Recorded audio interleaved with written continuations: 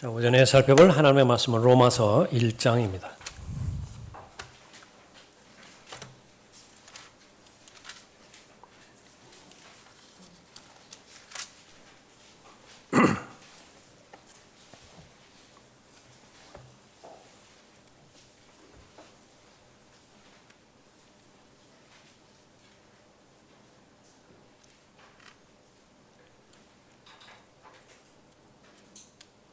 로마서 1장 16절, 17절 두 구절을 받들어 읽겠습니다.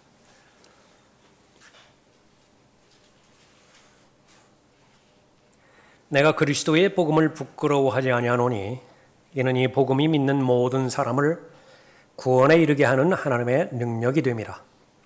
첫째는 유대인에게요 또한 헬라인에게로다. 이 복음 안에는 믿음에서 믿음에 이르게 하는 하나님의 의가 계시되었으니 기록된 바 의인은 믿음으로 말미암아 살리라 함과 같으니라. 기도하겠습니다.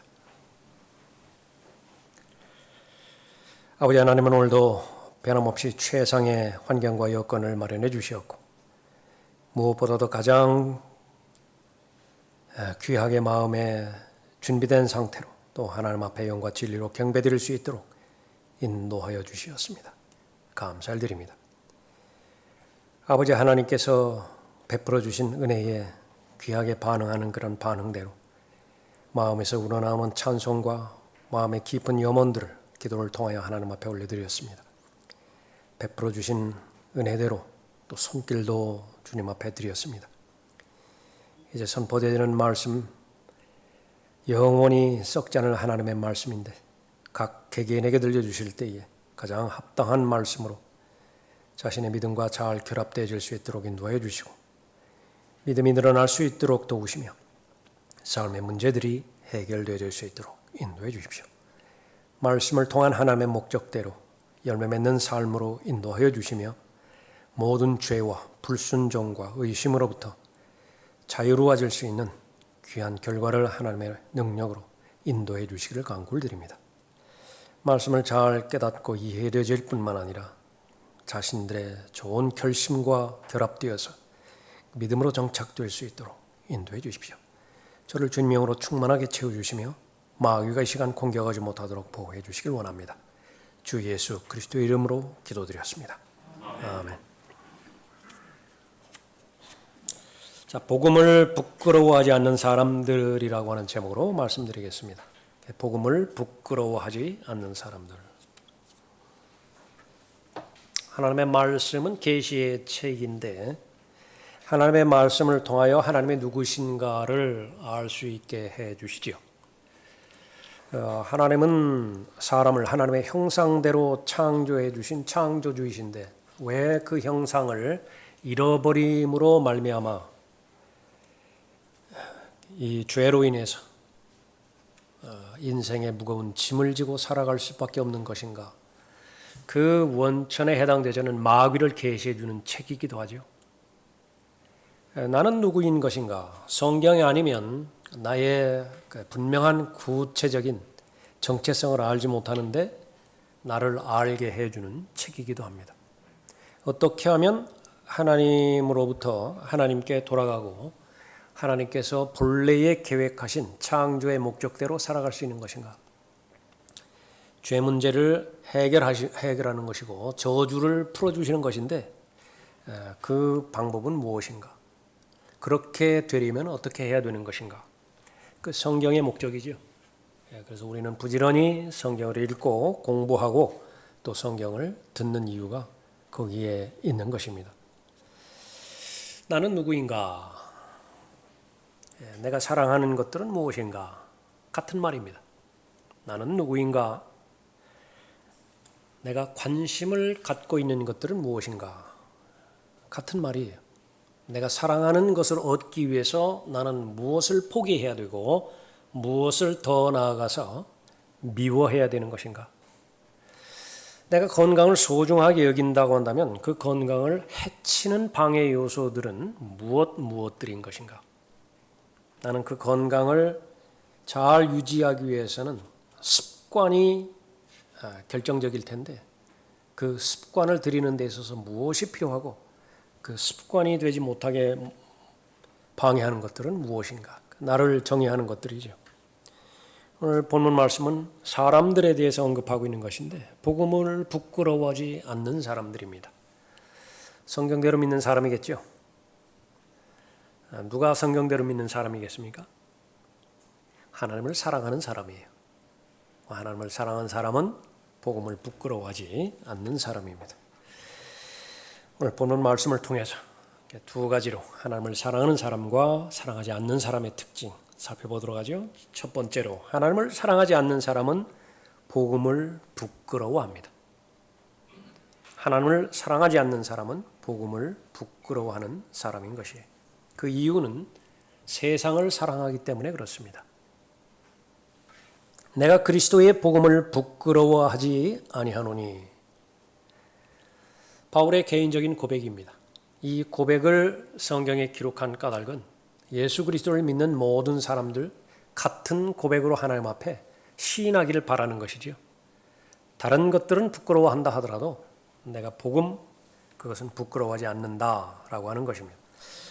바울이 사역하던 그 당시에 로마 시대에 그 세상 문화, 세상이 추구하는 세상의 풍조, 그것은 하나님의 말씀, 복음, 그리스도의 은혜의 복음과 전혀 맞지 않았습니다. 그 당시에 로마의 황제는 네로였죠.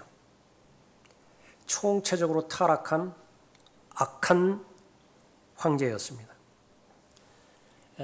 맨 위가 그렇게 썩어버렸으니까 맨 밑에까지 로마 전체가 다 도덕적으로 타락했던 그런 그 사회였죠. 로마는 왜 멸망하게 되었는가? 그 가운데서 중요한 요인을 차지하는 것이 타락입니다. 로마의 타락을 볼 수 있는 것이죠. 죄라고 하는 죄는 모두가 다 로마에 모여들었습니다. 그 이전까지의 죄는 물론이고 죄를 계속해서 만들어내던 때였어요. 그 죄는 순간적으로나마 쾌락을 보장해 줄 수 있었기 때문에 그렇죠.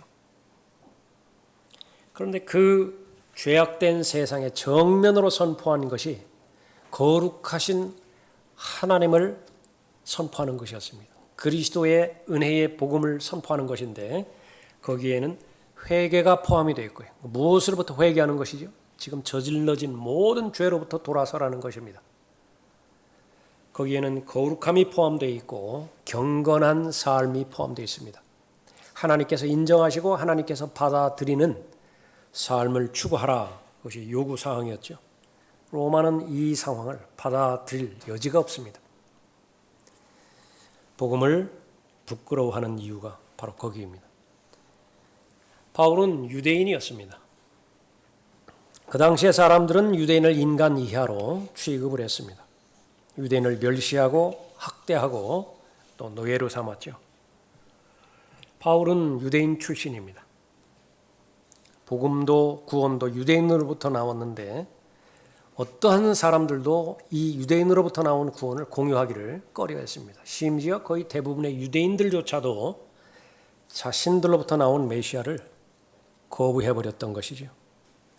유대인 설교자가 설교하는 그 설교의 내용들, 초점은 유대인 메시아에 대해서, 구주에 대해서 맺혀져 있던 것인데 그 세상은 거부했던 것입니다. 복음은 부끄러운 것이었어요. 바울이 전파한 복음, 그 내용은 또 기괴하기 짝이 없습니다. 어떤 유대인 남자에 대해서 소개하고 있는 것인데 세상을 구원하는 구주라는 것이지요. 그 자신은 자신이 하나님의 아들이라고까지 주장을 했습니다. 그것을 밖으로 어느 것 하나 볼 때에도 인정하거나 동의할 만한 구석이 없습니다. 그 신분에 있어서나 아니면은 그 사람의 생애에 있어서나 탁월한 면이 좀 두드러진 면이 보여져야 받아들일 여유가 있는 것인데 전혀 그렇지 못했죠. 삶은 삶대로, 죽음은 죽음대로 가장 치욕스럽고 부끄러운 죽음으로 죽었습니다. 십자가의 죽음은 저주의 죽음이에요. 또 로마의 연설가 세네카라고 하는 사람은 로마인들의 생각에는 십자가는 생각의 영역조차 허락해서는 안 된다라고 말했던 그런 저주의 죽음이었거든요. 유대인들도 나무에 매달린 자, 그것은 저주받은 죽음이라고 공공연하게 그렇게 믿고 그렇게 선포했었던 것이죠. 그런 죽음으로 죽은 자를 믿으라는 것입니다. 십자가를 전파하는 것이 멸망하는 자들에게는 어리석은 것이지만 고린도전서 1장 18절 말씀인데 그렇습니다. 이해가 되지 않아요. 받아들이기에 불가능한 것입니다.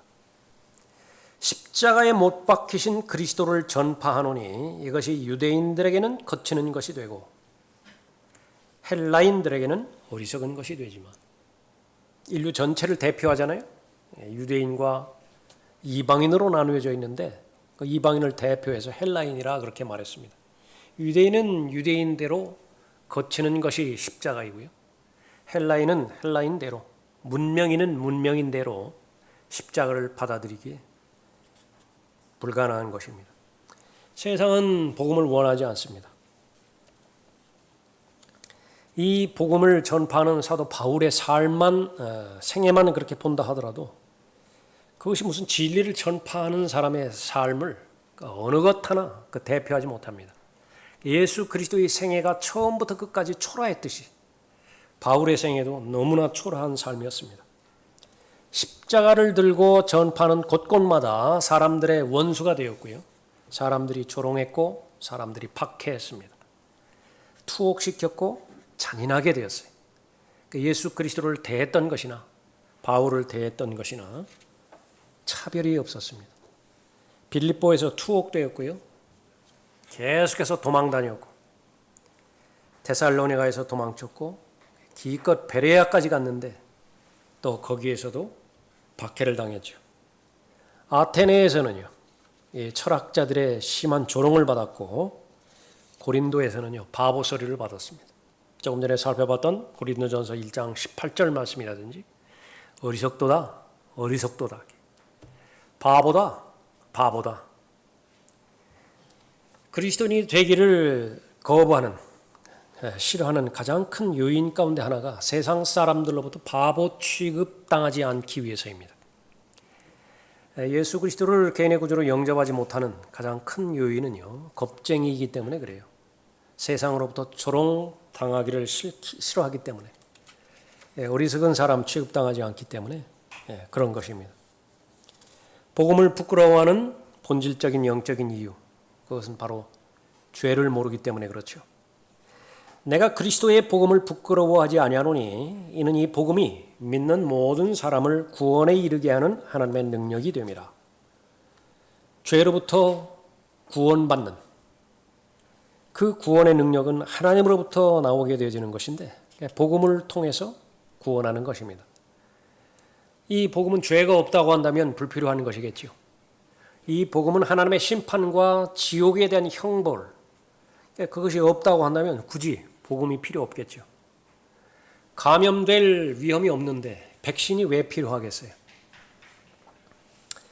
사람은 본능적으로 태어날 때 본성적으로 하나님을 대적하는 성품을 가지고 태어납니다. 아담의 성품이죠.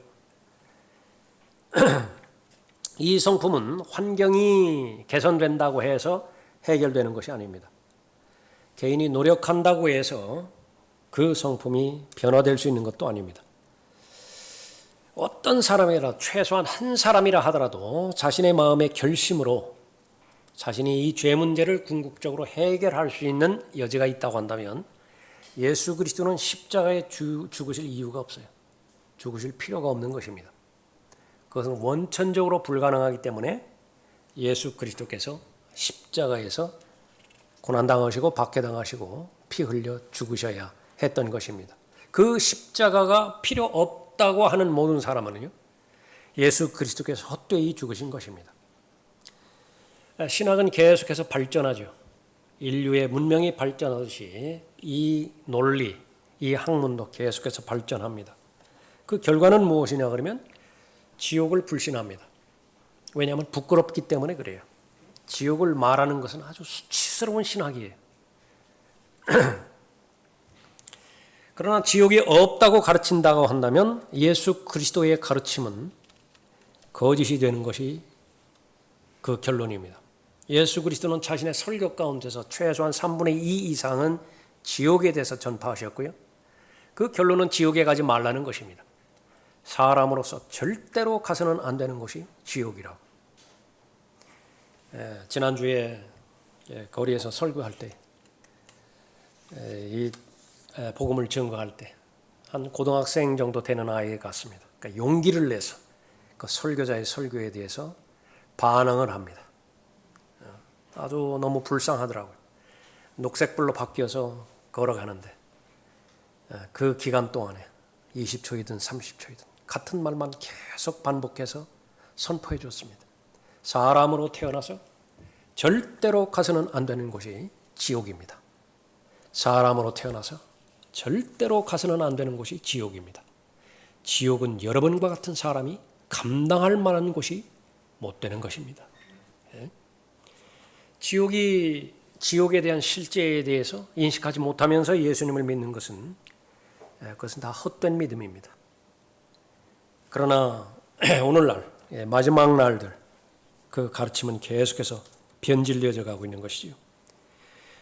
죄를 알지 못하게 만드는 이 마귀의 계략에 따라서 하나님의 심판에 대해서 무뎌지게 만듭니다. 인간의 본성은 누가 가르쳐주지 않는다 하더라도 자신이 죄인인 것을 알고 그 죄의 결과가 하나님의 심판의 대상인 것을 알아요. 그런데 부단히 학습시킵니다. 부단히 교육을 시켜요. 내가 죄인이 아니라고. 내가 하나님의 심판은 사람이 만든 것이라고. 롯의 경고를 농담으로 여겼던 사람들, 그것은 그 수천 년 전에 일어났던 역사의 한 사건에 불과한 것이 아닙니다. 더 확대해서 오늘 이 시간에는 오늘날 우리가 사는 이 시대도 마찬가지로 일어나고 있는 것이죠. 하나님의 말씀을 농담처럼 여기는 세대에 살아가고 있습니다. 복음은 부끄러운 것이에요. 그런 대상들 앞에서 많은 사람들이 그와 같은 부끄러움을 견디지 못하는 것입니다.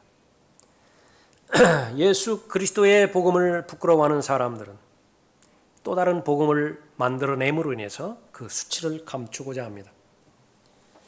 사회복음, 무슨 삼박자구원, 적극적 사고방식, 긍정적 사고방식, 번영신학, 사람의 노력으로도 얼마든지 새 사람이 될 수 있다라고 진리를 왜곡시키죠. 인생의 행복은 뭐니 해도 소유에 있다고. 돈으로 하지 못하는 것은 없다고. 사람의 가치는 그 소유에 있다라고 말하는 것입니다. 여기에 자유주의 복음이 더 가세하죠. 내가 믿는 것도 옳고 당신이 믿는 것도 옳다고. 천국이 있다고 한다면 그 하나님은 우리 모두를 다 받아들일 수 있는 아량 있는 하나님이라고. 하고 싶은 것 마음대로 하라고. 그 인생은 짧은 것이라고. 아마도 perhaps 창조주 하나님은 계시지 않다고. 그러니 원하는 대로 마음껏 하라고. 원하는 것이 도대체 무엇이길래 하나님이 어떤 면에서 거슬렸기에 하나님이 없다고 그렇게 말할까요? 무신론자들의 표어예요. 돈 들여서 버스에 광고판 찍어가지고서 영국 시내를 돌아다니게 만드는 것입니다. 복음 전파하는 것을 제외하고 사랑한다라고 말하는 것은 위선입니다. 참된 그리스도인의 사랑, 예수 그리스도를 알게 해주는 것인데, 예수 그리스도께서 오신 목적은 죄와 사망의 문제를 해결하기 위해서 이 땅에 오신 것이죠. 참된 자유예요. 예수 그리스도를 알 때에 죄로부터 자유롭게 되어지는 것이고 죽음으로부터 자유롭게 되어지는 것입니다. 족쇄에 찬 발에서 피가 나오고 있습니다. 계속 머큐론만 발라줘요. 빨간 약만 발라줍니다. 괜찮을 것이라고. 괜찮을 것이라고. 능력이 없으면 괜찮아요. 그러나 족쇄를 풀어줄 능력이 있음에도 불구하고 고통의 근원인 족쇄를 풀어주는 것이 진정한 사랑임에도 불구하고 방치하는 것이죠. 진정한 사랑이 아니에요. 내가 복음을 전할 능력이 없다고 말한다고 한다면 다 받아들일 만한 상태입니다. 그러나 그렇지 않다고 한다고 한다면, 내가 예수 그리스도를 알았다라고 한다면 그 예수 그리스도를 증거하지 않고 그 외의 것을 아는 것은 다 위선인 것입니다. 왜 그렇죠? 부끄럽기 때문에 그래요. 그리스도의 복음이 부끄러운 거예요.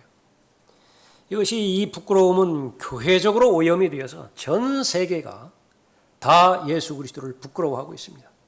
세계 기독교 협의회, 세계예요. 월드라고요, 월드. 전 세상 교회라고 하는 교회 다 하나가 되어서 연합을 이루었는데, 하나가 되었는데 그 외치는 외침은 하나입니다. 우리는 예수 그리스도 부끄러워합니다. 우리는 예수 그리스도 부끄러워합니다. 어떤 예수 그리스도를 부끄러워하죠? 그러므로 다른 이에게는 구원이 없나니 이는 하늘 아래서 우리가 구원받을 수 있는 다른 이름을 인간에게 주신 적이 없습니다. 사도행전 4장 12절 말씀인데 이 말씀이 부끄러워요. 문화적으로 부끄럽고 학문적으로 부끄럽고요. 하나님의 심판과 지옥의 영원한 형벌, 이것을 입으로 말하는 것이 부끄러워요.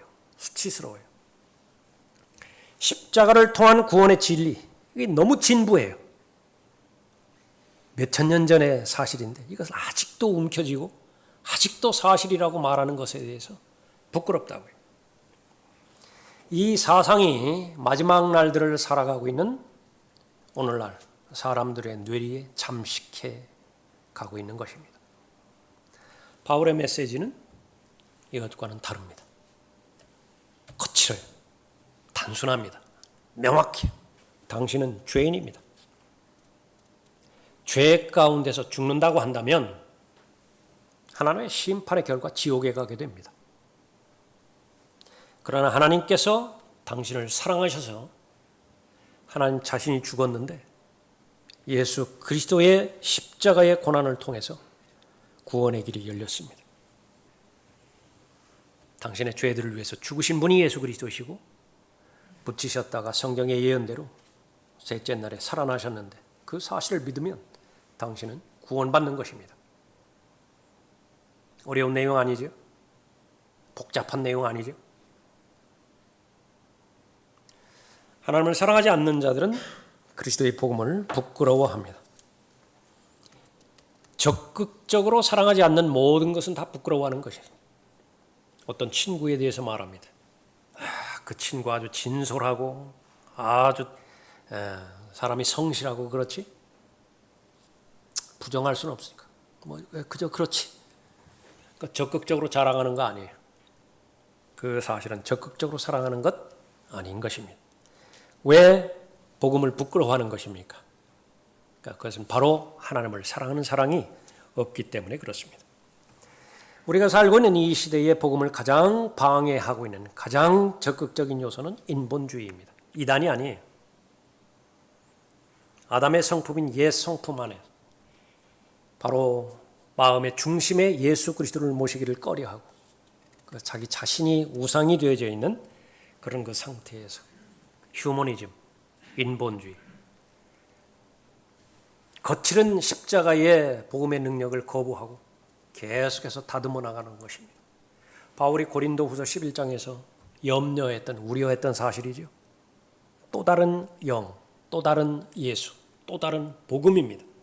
이 마지막 날에 대표되어지는 왜곡된 진리예요. 복음을 변질시키고 싶다고요. 복음을 왜곡시키고 싶다고요. 복음을 증거할 때 하나님의 심판과 지옥에 대한 형벌, 이 부분을 건너뛰고 싶다고요. 굳이 참된 기독교 신앙 안에만 영원한 생명의 보장이 있는 것이 아니라 죄사함의 진리가 있는 것이 아니라 불교에도 있고 진실하기만 하다고 한다고 한다면 다른 많은 종교에도 하나님께서 용납하시고 하나님께서 수용하실 만한 종교가 있다고 말하고 싶다고요. 복음을 부끄러워하지 않는 사람들, 성경대로 믿는 사람들입니다. 하나님을 사랑하는 사람이 성경대로 믿는 사람이죠. 두 번째로 하나님을 사랑하는 사람은 그리스도의 복음을 부끄러워하지 않습니다. 바울은 왜 복음을 부끄러워하지 않았습니까? 무엇이 복음이 죽음 임박한 직전까지 하나님의 영광을 위해서 복음의 증인으로서 그리스도를 대신한 대사로서 복음을 지속적으로 전파할 수 있었습니까? 바로 믿음이었죠. 복음이 믿는 모든 사람을 구원에 이르게 하는 하나님의 능력이 되기 때문이라 말하고 있습니다. 내가 그리스도의 복음을 부끄러워하지 아니하노니 이는 이 복음이 믿는 모든 사람을 구원에 이르게 하는 하나님의 능력이 됨이라.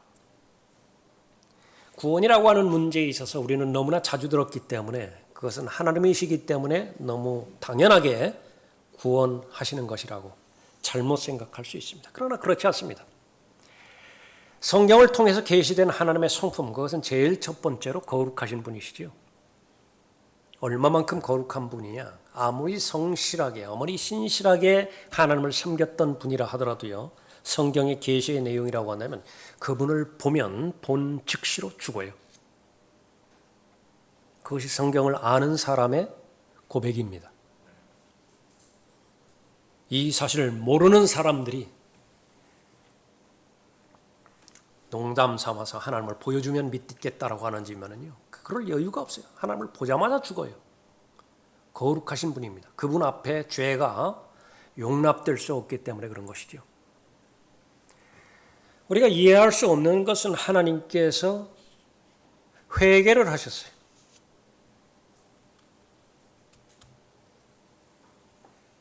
하나님께서 회개를 하셨습니다. 하나님께서 죄에 대해서 돌이킬 수는 없으시니까 하나님께서 계획을 돌이키셨다 그렇게 받아들이는 것이 repent입니다. 죄의 삭은 사망이에요. 첫 번째 사람이 하나님의 말씀에 불순종한 그 순간 그 사람의 영은 죽어버린다고요. 그것이 너무나 합당한 이치예요. 너무나 당연한 결과인 것입니다. 그런데 하나님께서 가죽옷을 해입혀서 구원의 길을 열어주셨습니다. 이것은 아주 극히 예외 상황이에요. 소돔과 고모라에 대해서 하늘에서 불과 유황을 내리셔서 다 태워버리셨죠. 그것이 합당한 이치예요. 죄악들로 이 세상이 넘쳐날 때에 하나님께서 하늘의 문을 여셔서 홍수를 보내셔서 다 익사시켜버렸죠. 다 죽여버리셨죠. 그것이 합당한 이치예요. 하나님께서 죄인을 보셨을 때에 하나님의 진노의 불을 내리셔서 다 불살라버리시고 다 죽이시는 것, 그것이 합당한 일이에요. 그런데 왜 하나님께서는 자신의 아들을 십자가에 내어주어서 죄인들의 죄들을 위해서 죽게 하셨는가? 이해가 안 돼요. 근데 많이 들었거든요. 그러니까 그냥 당연한 것으로 받아들이는 것입니다. 왜 하나님께서 애를 쓰셔야 됐죠?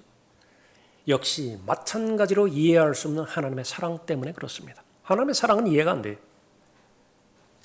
그 결과, 많은 결과들이 있지만 바로 구원을 위해서입니다. 내가 그리스도의 복음을 부끄러워하지 아니하노니 이는 이 복음이 믿는 모든 사람을 구원에 이르게 하는 하나님의 능력이 되려 함이라. 지면으로부터 모든 사람을, 모든 죄인을 다 쓸어버릴 수 있으셨지만, 왜? 권세가 있으시니까, 능력이 있으시니까, 하나님의 거룩하신 성품과 충돌이 되지 않기 때문에 그렇게 심판하는 것이, 그럼에도 불구하고 그 일을 바꾸셨어요. 그렇게 하지 않기로 바꾸셨던 것입니다. 복음입니다. 하나님 앞에 감사드리는 많은 내용 가운데서 하나님께서 먼저 죄인을 사랑하셨다라고 하는 이 진리를 깨달으면 깨달을수록 그보다 더 큰 감사가 없죠. 그것이 진정한 믿음입니다. 내가 하나님 사랑한 것이 아니에요. 하나님께서 먼저 나를 사랑하셨어요. 하나님께서 주신 그 사랑을 원천으로 해서 내가 하나님께 올바른 반응을 보여드린 것이죠. 아주 조금. 그런데 그것이 하나님을 감동시키십니다. 하나님께서 감격해 하세요. 하나님께 영광을 돌리는 것입니다. 원래 이 복음의 의미, 기쁜 소식이죠. 좋은 소식이죠. 그것은 로마 때에도 그렇게 사용되어져 있습니다. 로마의 역사는 전쟁의 역사죠. 전쟁을 통해서만 정복해 나가니까요. 전쟁을 벌이면 승리하게 됩니다. 그 소식을 복음이라고 그랬어요. 개선문이죠, 개선문. 그 전투를 지휘했던 장군이 앞장서고요. 그 뒤에 로마 군인들이 있고 맨 뒤에 또 무엇이 있습니까? 전쟁 포로들이 묶여가지고서 따라온다고요. 그 개선문을 통과할 때 얼마나 어마어마한 함성이 울려 퍼집니까? 얼마나 활기찬 연주가 펼쳐져요? 거기에 향이 펴져 있죠. 제우스 신을 비롯한 수많은 신들에게 감사를 표명하는 것입니다. 승리를 주신 것에 대해서 감사한다고. 기쁜 소식이에요. 항상 우리를 그리스도 안에서 승리하게 하시고 또 어느 곳에서나 우리로 하여금 그분에 관한 지식의 향기를 나타나게 하시는 하나님께 이제 감사하노라. 이는 우리가 구원받은 사람들에게나 멸망하는 사람들에게나 하나님 앞에서는 그리스도의 향기이기 때문이라. 정녕 이 사람들에게는 사망에 이르는 사망의 향기이나. 누구죠? 똑같은 향기인데 이 향기가 사망의 향기구나. 뒤따라오는 포로들이에요. 그 향기를 맡은 순간에 자신은 소망이 없어요. 이제 바로 죽거나 아니면 일생 동안 노예로서의 삶을 마쳐야 되는 거죠. 저 사람들에게는 생명에 이르는 생명의 향기라. 누가 이런 일들을 원만히 감당하겠느냐? 그리스도네, 구원받은 그리스도인에게 있어서 예수 그리스도의 복음은 향기예요. 생명에 이르는 향기입니다. 그러나 부끄러워하는 사람들에게 사망에 이르는 향기. 힘들다고. 그 복음이 전파되는 그 자리에 있어서 계속 듣고 있는 건 너무 부담스럽다고.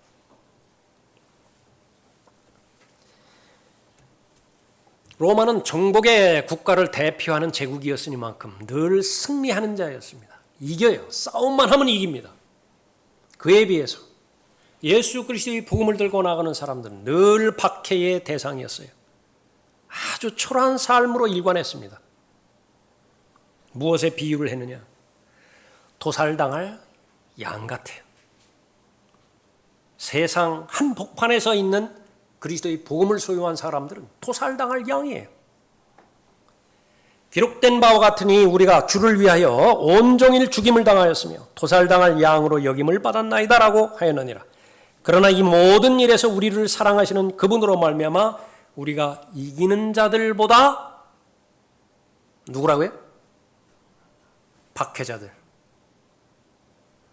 로마 제국의 황제부터 시작해서 모든 군인들, 이기는 자들이에요. 그러나 우리가 이기는 자들보다 더 나으니라. 어떤 사람이 이 고백을 할 수 있습니까? 하나님을 사랑하는 사람이에요. 그 사람은 그리스도의 복음을 부끄러워하지 않는 것입니다. 바울은 이 복음의 능력을 알았습니다. 나는 내게 능력 주신 그리스도 예수 우리 주께 감사하노니. 무엇을 주셨다고요? 그 능력을 주셨습니다. 어떤 능력을 주셨는가? 죄로부터 이길 수 있는 능력을 주셨고, 죽음으로부터 해방될 수 있는 능력을 주셨고, 영원한 정죄로부터 면제받을 수 있는 능력을 주셨어요. 더 나아가서 예수 그리스도와 동행하는 가운데 하나님의 영광에 직접적으로 도구가 되어질 수 있는 그런 능력을 받은 것입니다. 감사했다고. 이는 그분께서 나를 친실하게 여기셔서 내게 직분을 맡기심이라. 그런데 잊지 않는 것이요. 구원받기 이전의 자신의 상태. 세상의 십자가를 부끄러워한다 하더라도, 세상에 예수 그리스도를 수치스러워한다고 하더라도 자신만큼 부끄러워한 사람이 없어요. 죄인들은 십자가를 부끄러워하는데 그 죄인들 다 모아놓다 하더라도 자신보다 덜 부끄러워한 거예요. 죄인들의 우두머리였어요. 자기가. 전에는 내가 하나님을 모독하는 자요, 박해하는 자요, 중상하는 자였으나 오히려 자비를 입은 것은, 이것도 설명이 불가능하죠. 그 어느 누구보다도 죄가 더 많은 자였는데, 죄인들의 우두머리였는데 가장 큰 자비를 받았어요. 오히려 자비를 입은 것은 내가 믿지 아니하였을 때 모르고 행하였습니다. 우리 주의 은혜가 그리스도 예수 안에 있는 믿음과 사랑과 더불어 넘치도록 풍성하였도다. 그리스도 예수께서 죄인들을 구원하시려고 세상에 오셨다는 이 말씀은 신실하며 온전히 받아들이기에 합당하도다. 죄인들 중에서 내가 우두머리라. 디모데전서 1장 12절 이후에 말씀입니다. 구원받기 이전에 바울의 생애. 너무나 수치스럽고 가증스럽고 부끄러운 생애였지만은요. 감사하게도 하나님께서는 그 구원받기 이전의 상태는 다 묻어버리십니다. 절대로 들추지 않으세요. 변화된 바울의 복음에 대한 반응. 자랑할 건 많이 있지만 십자가를 자랑하는 것보다는 비교가 안 돼요. 그러나 나에게는 우리 주 예수 그리스도의 십자가 외에는 결코 자랑할 것이 없나니 그로 인하여 세상이 나에게 십자가에 못 박히고 나도 세상에게 그러하니라. 그리스도의 복음을 부끄러워하는 것은 세상의 속성이기 때문에 자연스러운 것입니다. 그러면 그 부끄러움부터 자유로울 수 있는 것은 세상에 대해서 죽는 길 외에는 없어요. 무슨 각오를 하고 결심을 하고 부끄러워하지 말아야지. 그러니까 며칠 가나요? 그러니까 며칠 가느냐고요. 그것이. 원천적으로는 죽어야 돼요. 그런데 그 십자가의 능력이 그것을 가능하게 만드는 겁니다. 바울의 고백이에요. 그로 인하여 세상이 나에게 십자가에 못 박히고 나도 세상에게 그걸 하니라. 그 지긋지긋한 죄의 중독으로부터 벗어났으면 그 지긋지긋한 도박의 중독, 마약의 중독, 술 중독 불가능한 거예요. 원하기는 철석같이 원한다고요. 나도 좀 사람답게 살아봤으면, 나도 좀 정상적으로 살아봤으면 죄가 나아주지를 않아요. 그러니까 유일하게 해결될 수 있는 길은 죄에 대해서 죽는 것인데 30년 살아보고 60년 살아보고 경험이 말해줄 수 있지. 그것만큼 불가능한 것은 없어요. 죽었는가 싶으면 다시 살아나고 죽었는가 싶으면 다시 살아나고 살아날 때마다 그것은 2배, 5배 더 강하게 나를 짓눌러요. 용수철이 계속해서 눌러지면 눌러질수록 나중에 폭발할 때 그 탄성은요 수십 배의 힘으로 나를 가해버리는 것입니다. 내가 나 자신을 포기할 때 십자가는 그것을 가능하게 하는 것입니다. 그리스도인, 성경에 계시된 그리스도인, 이 일을 위해서 태어난 사람이에요. 삶의 모습은 다양합니다. 삶의 규모도 다양합니다. 그럼 믿음의 창시자의 완성자이신 예수 그리스도를 주로 고백하는 사람이죠. 무엇을 위해서 이 세상을 살아가는 것이냐? 그것은 바로 부활의 증인으로서 그리스도의 복음을 증거하기 위해 살아가는 것이죠. 어떤 사람은 직장에 다니게 하면서 복음을 전하게 하십니다. 어떤 사람은 물건을 팔면서 복음을 전하게 하세요. 어떤 사람은 거리에서 설교하게 함으로 인해서 불특정 다수에게 복음을 들려주는 것입니다. 어떤 사람은 죽어가면서 복음을 전하기도 합니다. 침몰해 가는 타이탄호에서 마지막 남은 의식, 마지막 남은 순간 주 예수 그리스도를 믿으라. 자신이 복음은 알고 있는데 그 복음을 전해줄 수 있는 차계적으로 훈련이 잘 준비가 되어 있어요. 외칩니다. 여기 목사님 있어요. 목사님 있어요. 여기 복음을 알고 있는 사람 있습니까? 복음을 알고 있는 사람 있습니까? 전해달라는 거예요. 비행기에서 무슨 환자 생기면 여기 의사 없느냐고, 간호사 없느냐고 그렇게 외치듯이. 그리스도인들, 예수 그리스도를 자랑하는 일 외에 할 일이 없는 사람들입니다. 좀 강하게 말했나요? 그것이 삶의 우선순위란 말이죠. 그것이 삶의 우선순위에 정착됐을 때 그 사람이 하고 있는 모든 일들은 다 의미가 있습니다. 다 만족을 주는 것이. 하나님을 사랑하는 사람들입니다. 복음을 부끄러워하지 않는 사람들이죠. 이는 내가 그를 알고 그의 부활의 능력과 그의 고난의 교제를 알아 그의 죽음의 본을 따르려 함이라. 빌립보서 3장 10절 말씀인데 부활의 능력을 알아야 되는 것이 바로 예수 그리스도를 믿는 그리스도인인데 그 전제 조건은 죽음에 동참하는 것입니다. 예수 그리스도의 죽음에 동참할 때에 부활의 능력을 받게 되어지는 것입니다. 하나님의 능력, 구원할 수 있는 하나님의 능력, 차별이 없습니다. 믿기만 한다라고 한다면 모든 사람을 구원에 이르게 하는 하나님의 능력이 돼요. 이는 이 복음이 믿는 모든 사람을 구원에 이르게 하는 하나님의 능력이 됨이라. 첫째는 유대인에게요, 또한 헬라인에게로다. 시간적인 순서로 본다고 한다면 유대인이 먼저예요. 그 시간이 흐른 다음에 동일한 특권이 이방인들에게 주어지는 것이죠. 모든 사람이 구원을 받을 수 있는 것인데 자신의 죄만 인정할 수 있다라고 한다면 모두가 다 구원의 대상입니다. 구원받지 못하는 유일한 사람, 죄에 대해서 인정하지 않는 사람이에요. 예수님의 직접적인 말씀이죠. 그러므로 내가 너희에게 말하노니 너희는 너희 죄들 가운데서 죽으리라. 죽는데 죄들 가운데서 죽는 것이에요. 이는 너희가 내가 그인 줄 믿지 아니하면 너희는 너희 죄들 가운데서 죽을 것이기 때문이라. 그러니까 죄의 본질은 예수 그리스도를 믿지 않는 죄죠. 예수 그리스도를 믿지 않는 것이 죄예요. 복음을 믿은 결과 하나님의 의가 주어집니다. 하나님께서 받아들여진다. 하나님께서 받아들여지시기에 합당한 사람이 된다라고 말하는 거예요. 마틴 루터가 구원받기 전에 성경을 읽을 때에 가장 마음을 어렵게 만들고 마음에 큰 부담을 가져다 준 용어가 하나님의 의라고 하는 말입니다. 이것은 직접적으로 하나님의 심판과 연결되기 때문에 그래요. 어떻게 하면 하나님께서 마틴 루터 자신을 받아들일 수 있도록 할 것이냐. 행위라고 하는 행위는 다 해본 거예요. 그러다가 본문 말씀을 읽게 되었죠. 의인은 믿음으로 말미암아 살리라. 그러니까 무엇을 믿는 것이에요? 복음을 믿는 것이에요. 구원받게 되어졌고 종교개혁의 불씨가 타오르게 되어진 것이에요.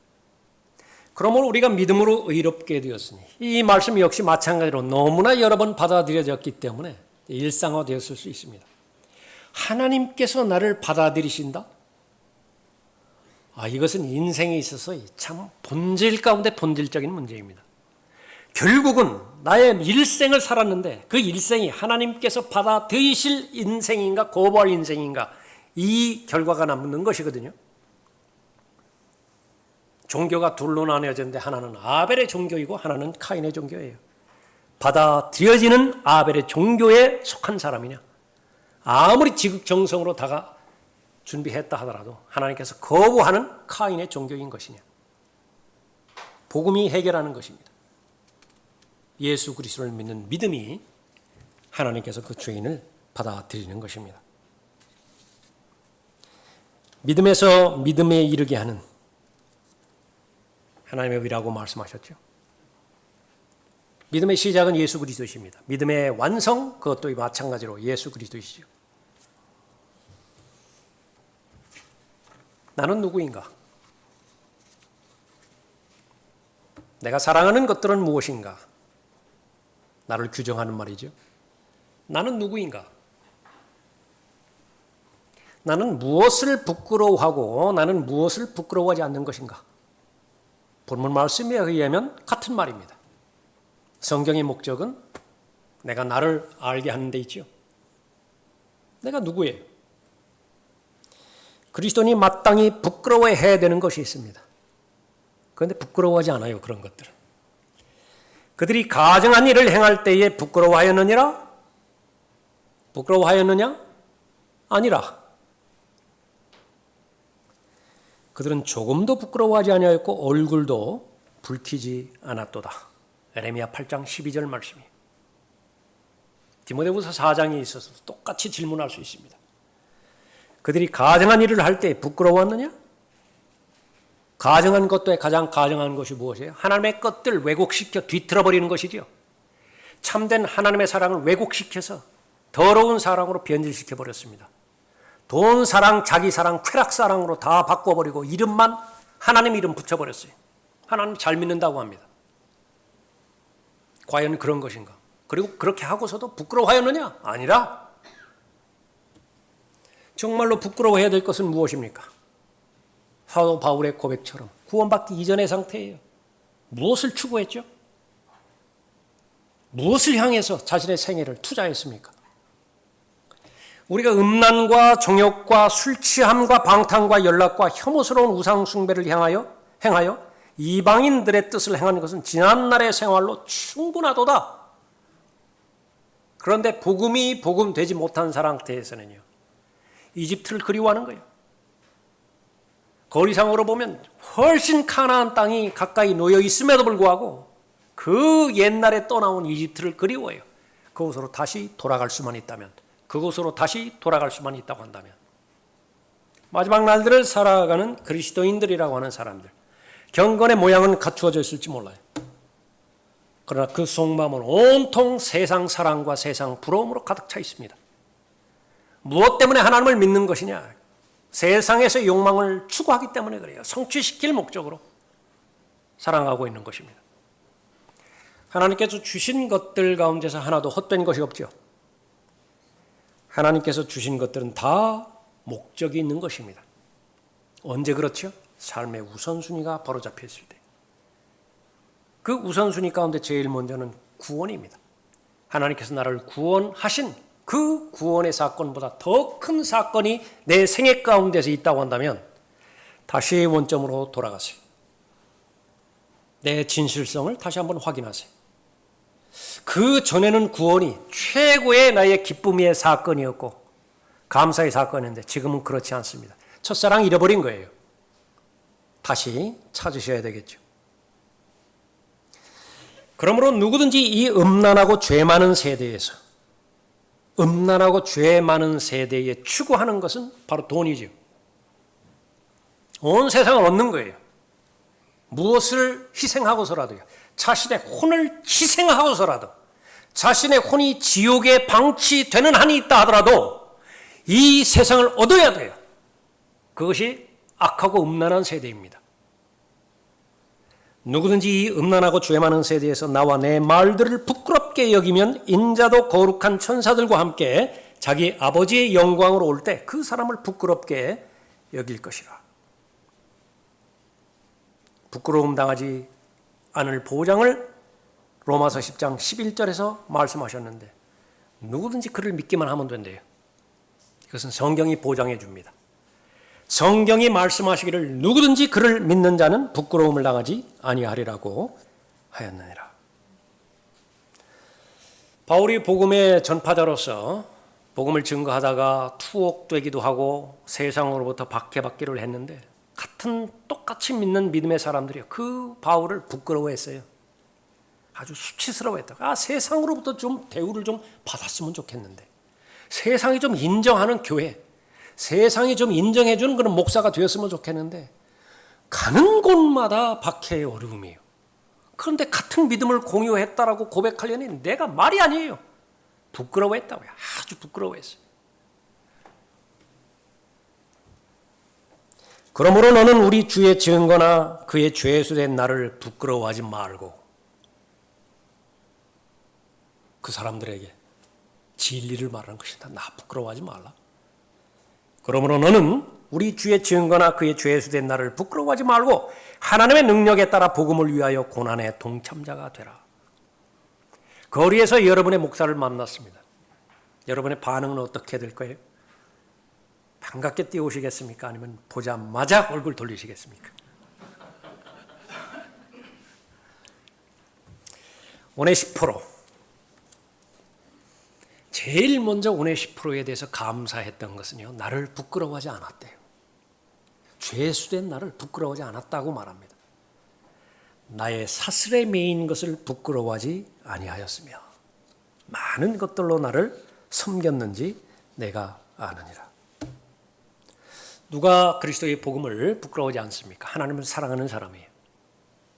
얼마든지 복음을 부끄러워합니다. 거기에서 예외되는 사람 아무도 없어요.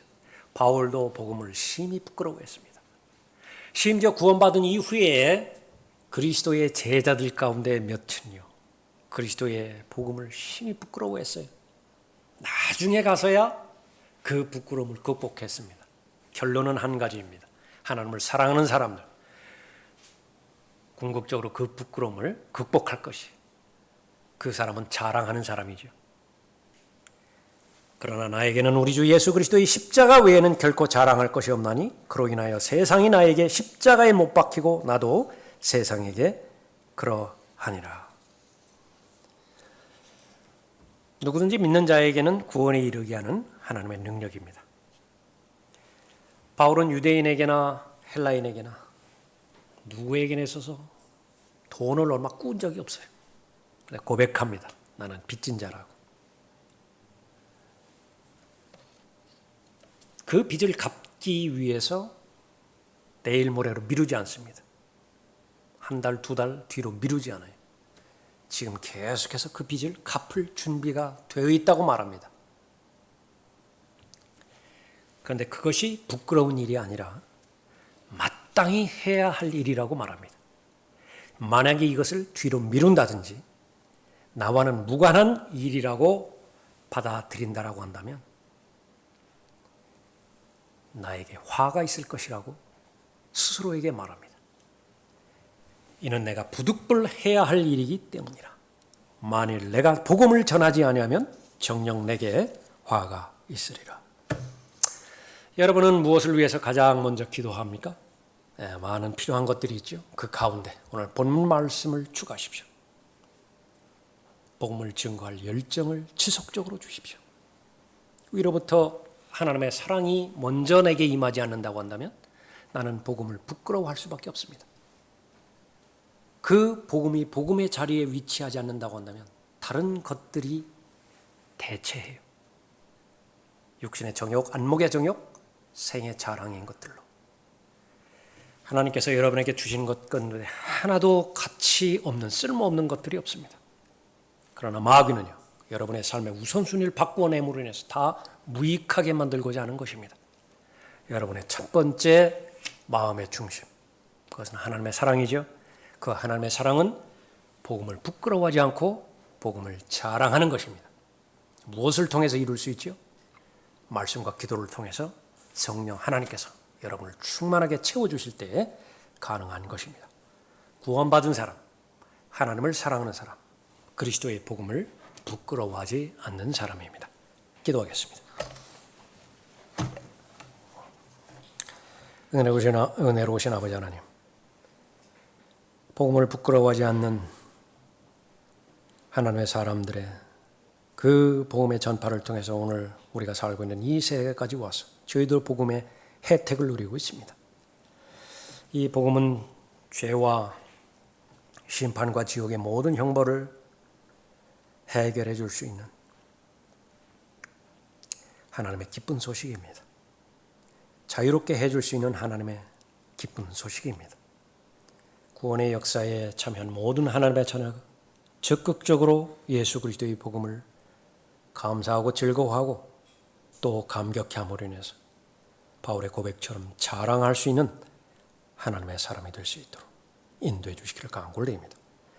육신이 공격하고 세상이 공격하고 마귀가 공격하고 있는 그리스도의 복음을 자랑하지 못하게 만들고 부끄러워하게 만드는 모든 요소들 예수 그리스도의 보혈의 능력으로 제거해 주십시오. 성령의 능력으로 제거해 주십시오. 언제 어디서든지 어떤 상태에 놓여 있든지 나는 그리스도인입니다라고 하는 고백을 하나님 앞에, 천사들 앞에, 세상 앞에 담대하게 고백할 수 있는 능력의 사람들이 될 수 있도록 복 주시길 원합니다. 주 예수 그리스도의 이름으로 기도드렸습니다. 아멘. 다 같이 일어나시겠습니다. 여러분.